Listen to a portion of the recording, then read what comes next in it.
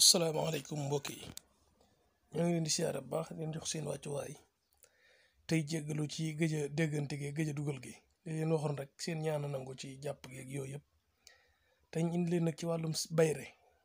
bu xam-xam bu ñuul sulmaani yu ak siiw bayre bu yéeme nag ku ne xam ne lii ma lay wax nii dara gënu ko siiw ci àddina muy képp ko xam ne wut nga grain yamba bii mo grain yamba nga boole ko timin maanaam berwel ngel nga dëbb ko ba mu mokk nekk sunguf nga sangoo ko bisub alxames wala altine incha allahu taala dinañ la fonk di nga am bayra di nga siiw te li nga bëgg di nga ko am